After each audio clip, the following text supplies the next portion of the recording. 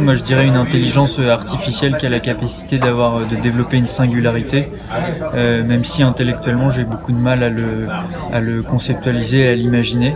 Mais voilà ce que je dirais, c'est-à-dire un ordinateur qui a des capacités intellectuelles comparables à celles de l'être humain. Voilà.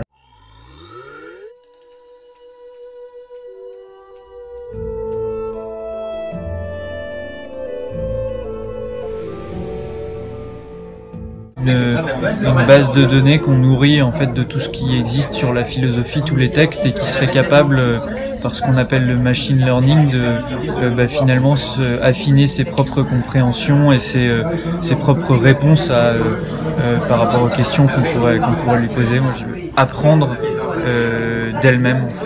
Selon moi, une intelligence artificielle philosophique, ça pourrait servir à affiner notre compréhension de la philosophie et des différents courants philosophiques,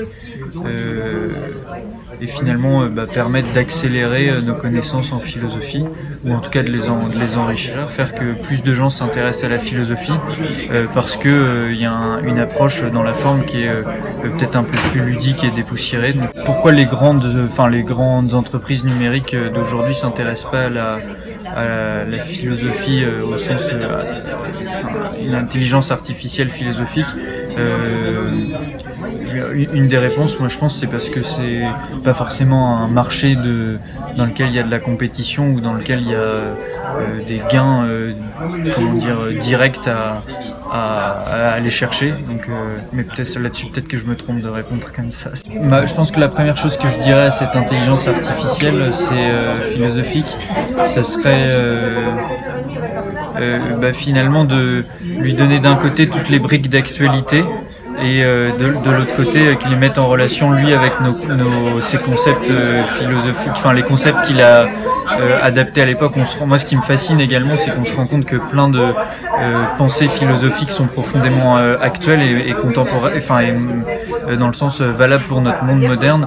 Donc je lui donnerais voici notre actualité, les grandes problématiques qu'on rencontre, qu'est-ce que t'en fais? C'est ça la question que je poserais. Et là, moi, la question, je pense, ça serait quel doit être notre rapport à la consommation et au travail. Pour moi, c'est la grande question du XXIe siècle. Les penseurs ou philosophes grecs, ils avaient surtout cette capacité-là à penser la cité et la société. Moi, c'est ça je trouve aujourd'hui qui manque. On est dans un cadre où on n'a plus de vision long terme pour notre société ou notre vivre ensemble. Moi, c'est ça que j'attendrais, une vision politique. Bon, après, charge à nous, avec les tensions du monde actuel, de les transformer en loi ou en plan d'action, mais moi j'attendrais plutôt ça, je pense, une vision politique. Selon moi, il faut prendre toutes ces innovations et ces nouveautés comme des outils et en avoir l'intelligence. Et si on perd l'intelligence de l'intelligence artificielle en tant qu'homme, pour moi il y aurait ça poserait de vraies questions et de vrais problèmes. Je vous souhaite pour ce projet de pas oublier la philosophie en route et de nous apporter quelque chose qui va changer nos vies.